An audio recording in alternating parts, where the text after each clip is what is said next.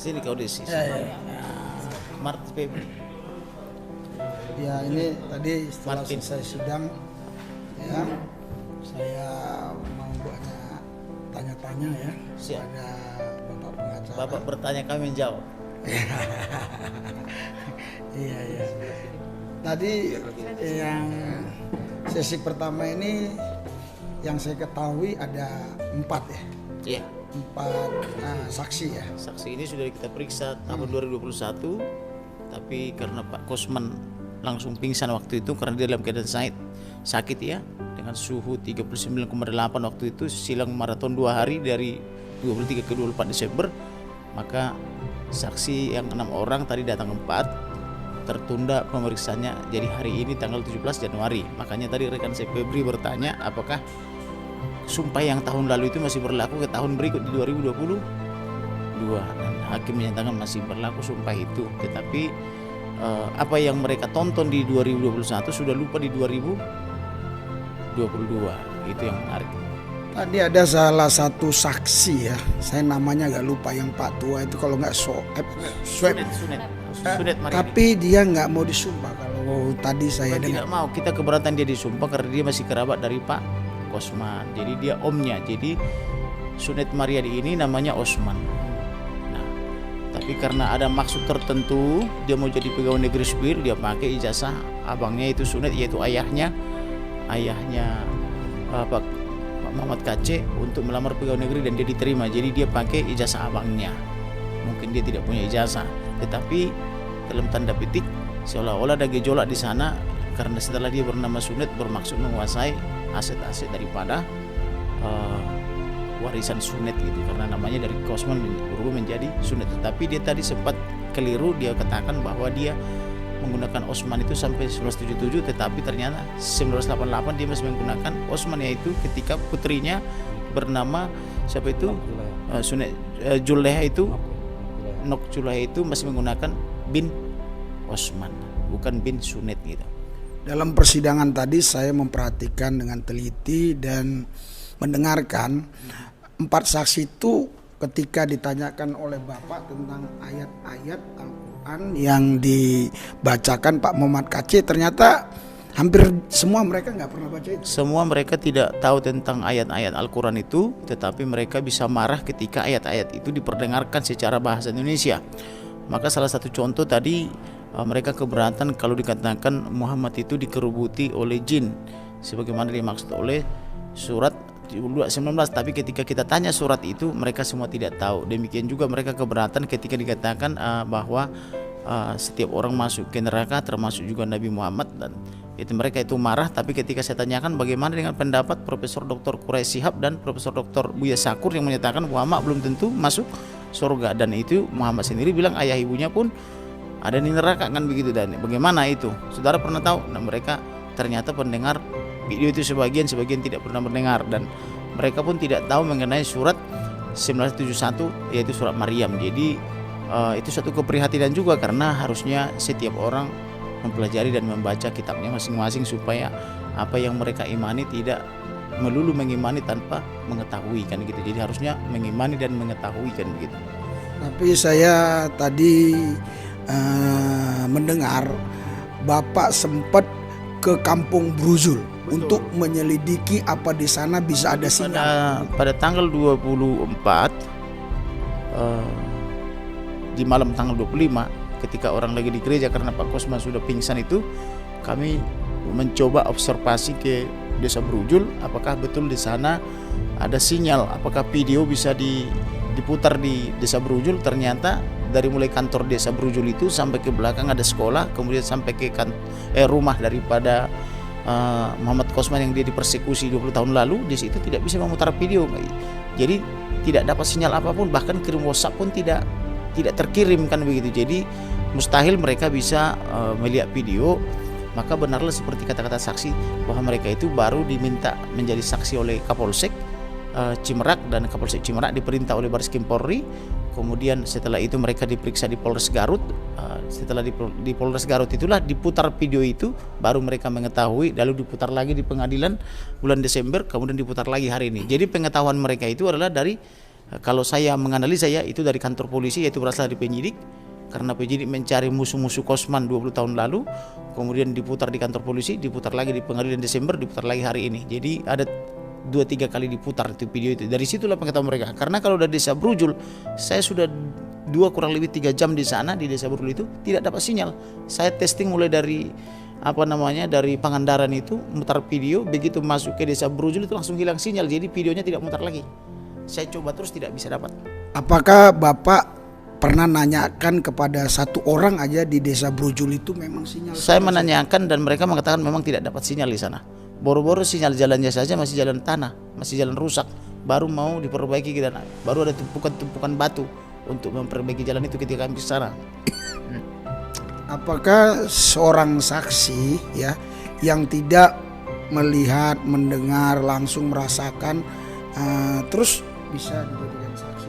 Harusnya saksi itu kan melihat, mendengar dan mengalami suatu peristiwa yang dimintakan kepadanya keterangannya. Tetapi kalau kita lihat tadi saksi-saksi itu semua katanya, termasuk yang mengatakan bahwa Kosman itu membagi-bagi sembako itu dan mengajak Kristen itu adalah katanya pada tahun 2002-2003. Tidak ada yang melihat, semua katanya.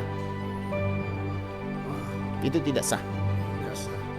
Apakah bisa ya menurut proses hukum itu ada orang ya dipanggil oleh polisi begitu ya, terus mau nggak kamu jadi saksi? Ini tonton video ini. Kira-kira bisa nggak? Harusnya tidak begitu. Jadi kalau seseorang melapor ke polisi, ketika dia tidak punya saksi, maka polisi mengatakan perkara saudara dihentikan karena tidak memenuhi bukti. Tetapi berbeda dengan perkara Kosman ini, jadi lapor tanggal 20/21 diminta keterangan saksi, dilaporkan Sabtu ya, diminta keterangan saksi hari Minggu, kemudian hari Senin mereka sudah langsung berangkat mau menangkap kembali karena tidak dapat ditangkap, maka rumahnya dibongkar dan diambil barang-barangnya berupa handphone, berupa laptop, semua songkoknya itu di luar daripada hukum. Kemudian tanggal 24 langsung menculik, tanggal 25 diminta keterangan, tanggal 25 baru dikeluarkan surat perintah penangkapan dan penahanan. Mohon maaf saya minumnya. Berarti ditangkap dulu, diculik dulu baru surat perintah penangkapan penahanan dikeluarkan sehari kemudian. Itu tidak lazim. Jadi di sini ada emosi yang meluap-luap dari penyidik dan jaksa. Sebagai contoh, untuk perkara Yahya Waloni kebetulan saya menangani pelapornya, dia tidak diterapkan pasal 14 ayat 1 dan 2 Undang-Undang Nomor 1 tahun 46 tentang peraturan hukum pidana, tetapi terhadap MKC diterapkan pasal itu walau tidak dilaporkan, yaitu berdasarkan petunjuk P19. Nah inilah yang saya maksudkan, itu tidak lazim menurut Undang-Undang Hukum Acara. Karena Bapak menyinggung tentang Pak Yahya Waloni, ya Yahya Waloni setahu saya sudah jatuh hukuman sekarang 5 bulan. Ini ya menurut Bapak ini angin segar buat Pak MKC, bisa 5 bulan juga apa gimana? Kalau kita menganut doktrin of precedent, maka ini harusnya KC juga 5 bulan. Artinya pencuri ayam di Medan harus sama dengan pencuri ayam di Jakarta. Tetapi karena ini sudah bermain emosi semua, kita lihat aja nanti, kita berdua saja. Apalagi Yahya Waloni kan tidak ada dasar hukumnya. Yahya Waloni kan mengatakan Roh Kudus itu sebagai Roh Kudus. Kitab Kristen itu palsu, dongeng tanpa tahayul, itu omong kosong. Itu kan dia tidak bisa buktikan itu. Beda dengan Kosman. Kalau Kosman tadi dia bilang kitab kuning membingungkan. Apa sih yang membingungkan kitab kuning buat Kosman? Yaitu surah Al-Zukhruf 146 ayat 6. Di situ dikatakan Allah membiarkan umatnya disesatkan. Nah, bagi Muhammad Kosman itu membingungkan. Kenapa? Kenapa Allah membiarkan umatnya disesatkan? Harusnya ditolong dong kan kalau begitu. Nah ini harusnya kan perlu dialog. Artinya kalau misalnya Muhammad Kosman itu belum pandai, dia diajari. Harus ada yang lebih pandai mengajari maksudnya apa kan begitu. Tapi kan itu adalah fakta bagi Muhammad Kosman, itu membingungkan. Maka dia bikin kitab kuning membingungkan, yaitu surah Al-Zukhruf 146 ayat 6. Kemudian Muhammad Kosman juga mengatakan bahwa semua orang pasti masuk neraka. Ada dasarnya, yaitu surah Maryam 19 ayat 71. Dan di situ memang kita dibaca penyidik semua mengakui. Kemudian Muhammad Kosman Yesus itu Tuhan juga dikasih dasar hukumnya semua. Ada Yohanes 10:30 mengatakan aku dan Bapa satu. Jadi Yesus itu adalah Bapa itu Yesus. Jadi ketika diganti salam Alhamdulillah Yesus atau warahmatu Yesus itu setara dengan warahmatullahi, karena Yesus itu adalah ilahi. Kan begitu. Jadi sebetulnya ini kan persoalan bahasa saja, seperti ditanyakan oleh rekan Martin tadi, percampuran bahasa toh. Nah, kemudian Muhammad Kosman juga bilang Muhammad dikerubuti jin, dan terbukti juga di surat 72 ayat 19 Al-Jin. Kemudian ketika Muhammad juga bilang tidak ada ayat yang menyatakan Muhammad dekat dengan Allah. Tadi semua saksi mulai dari tahun lalu kita tanya, ada nggak ayatnya? Itu sudah pertanyaan berulang-ulang. Sampai dengan detik ini belum ada saksi yang bisa membuktikan ada ayat itu atau tidak. Berarti kan sampai dengan detik ini apa yang diucapkan Kosman itu atau klien kami itu adalah sementara benar. Karena belum ada saksi yang bisa menunjukkan ayatnya di mana di Al-Qur'an atau di hadis mengatakan bahwa Muhammad tertulis dekat dengan Allah. Tapi dekat dengan jin sudah ada, yaitu surat 72 Al-Jin 19. Artinya ya sementara nanti kita akan tanyakan itu kepada ahli. Bagaimana pendapat ahli agama atau ahli teologi akan gitu. Tadi Pak, saya lihat dan saya dengar untuk Al-Jin 7219 ini bahwa Nabi Muhammad dikerumuni jin itu, tadi yang hampir semua saksi nggak keberatan. Yang keberatan apa sih mereka? Ya, jadi gini, terkait apa yang tertulis, mereka mengatakan memang benar tertulis seperti itu, dan mereka secara pribadi tidak bisa keberatan. Karena kalau itu keberatan, berarti mereka mempertanyakan kan isi Al-Quran ya, jadi sepakat. Nah, menurut saya, mereka ini kenapa bisa merasa itu adalah sebagai penistaan? Karena memang sebelumnya belum pernah baca, begitu viral merasa tersinggung, karena sudah keburu marah, dia malu. Walaupun dikonfirmasi ternyata ada, ya udah terlanjur kepalang basah ya. Akhirnya dia mengakui bahwa memang ada. Nah, namun yang mau saya sampaikan yang berbeda Pak. Tadi ada penyampaian bahwa mereka keberatan bahwa Quran itu, kan Pak Aceh sampaikan kan, jangan bangga dengan konstitusi Arab. Quran itu adalah konstitusi Arab. Nah sekarang saya mau tanya, apa arti konstitusi? Dasar hukum yang tertinggi. Nah ketika dikatakan bahwa hukum yang tertinggi di Arab adalah Al-Quran, masa mereka keberatan? Maka saya tanya, Anda tahu tidak di negara Arab itu konstitusinya ya Quran? Terus kenapa Anda keberatan ketika ada yang mengatakan bahwa Quran adalah konstitusi Arab? Kita pakai logika aja berpikir ya. Jadi ini masalah perasaan Pak, bukan masalah pengetahuan dan perasaan. Makanya ketika diartikan konstitusi, mungkin dia berpikir karena bukan syariat yang disampaikan, kan kalau syariat kan ataupun dasar hukum gitu, mungkin mereka ngerti. Tapi karena konstitusi ini kan high level language ya Pak ya. Nah, mereka berpikir bahwa ini ada sesuatu hal yang sifatnya sekular gitu loh. Nah, lalu yang berikutnya tadi mengenai Bismi Yesus, ya, Alhamdulillah Yesus itu ya, penggabungan ya. Saya perlu ingatkan, ini banyak sekali penyanyi reggae itu, Alpha Blondy, dia menyanyikan lagu itu. Shalom, assalamualaikum. Bahkan dia bilang from the Bible to the Quran, Revelation time, Shalom Jerusalem, dia bilang gitu. Nah itu dia bilang Shalom, assalamualaikum. Nah yang jadi permasalahan adalah kenapa mereka tidak marah. Nah tadi kan ya karena pemahaman. Nah lalu tadi juga nanya kan, kenapa? Apakah penyidik itu punya kewenangan untuk mencari saksi ya?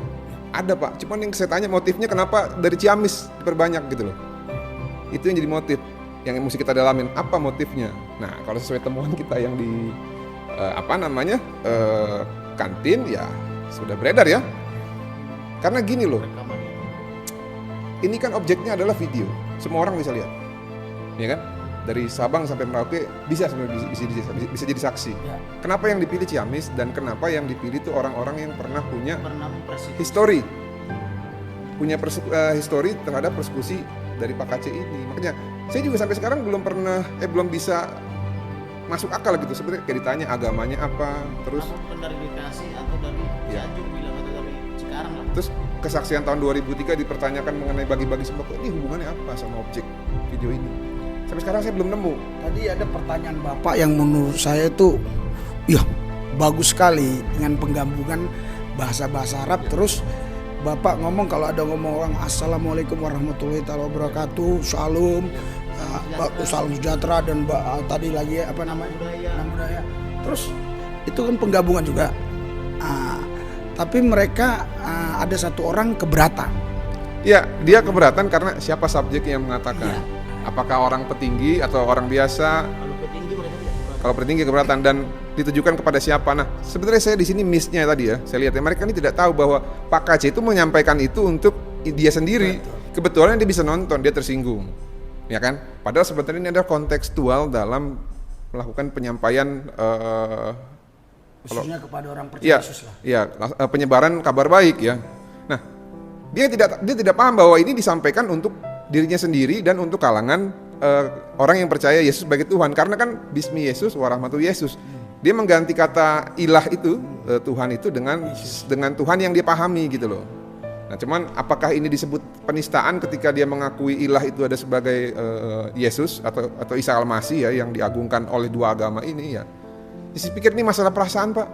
Karena tidak biasa mendengar, tidak biasa melakukan suatu perbandingan agama gitu kan. Karena saya pernah nonton juga konten Fully Arab tuh yang YouTuber. Dia bilang sudah dari sebelum ada Islam, orang Kristen Syria dan Koptik itu mengatakan alhamdulillah, assalamualaikum. Buka itu konten Fully. Buka nanti. Coba apakah saya salah baca, saya lihat atau tidak. Itu orang Arab dari Mesir. Namanya Fully. Makanya saya tonton juga. Apa mungkin Pak ya? Maksudnya kalau orang Arab ya Kristen boleh bahasa Arab, tapi kalau orang Indonesia Kristen nggak boleh bahasa Arab. Sebetulnya sih kalau saya menilai itu tergantung perspektif mereka. Sama halnya kita melihat angka 9 dari satu sudut. Yang satu melihat angka 6, yang kesini pasti melihat angka 9. Terus tanpa ada mereka lihat dari sudut-sudut yang lain. Mungkin itu tanggapan saya sih Pak. Nggak Ibu, terlalu melebar. biar ada juga Terkait tadi sempat disinggung terkait saksi yang bernama Sunet Mariadi. Jadi terbukalah semua sekarang karena klien kita ini sempat mengatakan bahwa orang tuanya kehilangan ijazah. Itu disampaikan kepada kita waktu di Bareskrim Polri sempat disampaikan. Ternyata ijazah itu udah terpakai. Nah kita pun kaget ternyata yang jadi saksi ini namanya Usman dan tadi diakui tahun 77 berganti ya Pak. Sedangkan ada bukti bahwa dia menikahkan anaknya dengan tentunya ketika kita binti itu kan nama bapaknya asli dan surat-suratnya pasti administrasinya lengkap dengan nama aslinya dia sesuai dengan KTP. Namun dia mengatakan 77 sudah berganti dan dia juga katakan sudah pensiun tahun 2003 waktu itu sebagai pegawai negeri. Nah inilah serangkaian kebohongan. Ternyata 1998 masih pakai Usman ya itu ketika anaknya Betul itu menikah. Jadi masih binti Usman. Jadi rangkaian kebohongan yang luar biasa menurut saya dan terungkap di persidangan ini bahwa dialah yang selama ini membawa ijazah. Walaupun tadi saksi ini mengatakan bahwa katanya dengan kebaikan kakaknya dipinjamkan. Nah, sedangkan kami dari kuasa hukum dengar dari klien kami itu hilang selama ini dicari. Kita baru tahu tahun 2021. Ijazah kemana katanya gitu. Ternyata ya perkara dicuri atau tidak saya tidak tahu, cuma ijazah ada sama pengakuan tadi dari saudara saksi ternyata belum betul dipakai waktu. Termasuk juga Dan sampai hari ini saya juga tidak tahu bagaimana prosesnya dia masuk ke sebagai pensiunan, berkasnya dia itu Usman ataukah Sunet Mariadi sebetulnya. Ini yang nanti akan kita dalami. Apakah dia melakukan pemalsuan dokumen atau seperti apa? Karena sampai hari ini saya juga sempat waktu itu mencari ke Taspen, ternyata namanya Sunet Mariadi. Begitu. Jadi proses ini saya tidak tahu siapa nih orang-orang yang membantu, karena kan uang negara ya, tiap bulan dia dapat walaupun memang dari jerih payahnya waktu menggunakan jasa orang lain. Namun prosesnya ini kita harus hormati. Sama halnya dengan klien kami yang selalu dipertanyakan, kok bisa jadi haji, kok kenapa jadi Muhammad? Sebetulnya tadi saya ingin tanyakan bahwa apakah tidak boleh seorang TKI ke luar negeri ini pulang, dia kan setiap tahun itu ada hajian. Apa tidak diizinkan dia berhaji terlebih dahulu? Itu yang sebenarnya ingin saya tanyakan. Kemudian gelar nama Muhammad itu berdasarkan keterangan dari klien kami, beliau dapat ketika ada di Mekah waktu itu. Begitu. Apakah itu juga tidak diizinkan? Dan sebetulnya prosesnya seperti apa sih supaya seseorang ini membuat gelar? Karena banyak sekali saudara-saudara kita yang pergi ke Arab Saudi tentunya pulang sudah bernyandang haji, dan juga sebetulnya ada saksi cuma dari saudara yang waktu itu sama-sama berhaji di tanah suci. Saya tambahkan dikit Pak, mungkin gini, yang dimaksud oleh rekan saya ya. Dulu sebelum ada negara ini Pak ya, orang sudah pergi ibadah berhaji, naik kapal, naik segala macam itu ya. Tidak ada pencatatan Pak. Ini baru waktu ini aja nih ada negara, diurus oleh negara, dicatat oleh haji. Jadi kalau dibilang secara syariat harus diwajibkan tercatat oleh Kementerian Agama, menurut saya itu enggak Pak, bukan substansi Pak. Bukan substansi. Jadi yang paling penting itu adalah ritualnya apakah sudah dilakukan atau tidak? Ada yang mau ditambahkan? Oh ya, kalau dari saya sih yang saya lihat ya, saksi-saksi ini nih yang ada tuh kebohongan gitu. Karena apa? Mereka menuduh Pak Kosman ini di tahun 2002-2003 itu kan membagi-bagi sembako dan memaksakan orang-orang di warga di sana untuk masuk Kristen gitu kan. Padahal nyatanya Pak MKC ini masuk Kristen tuh di tahun 2014, bukan di tahun tersebut gitu. Itulah kebohongan dari mereka itu. Ya udah seperti itulah Pak. Jadi saudara Bapak Ibu sekalian, ini kita tidak tahu apa masalahnya, apa ini kode ya. Tapi ya sampai di sini kita hanya doa Tuhan Yesus berkatilah pengacara-pengacara ini berhikmat, berikan keberanian bagi mereka untuk mengungkapkan kebenaran. Walaupun banyak orang mungkin tidak sepaham dengan kami, tetapi lewat sidang ini kebenaran diungkapkan.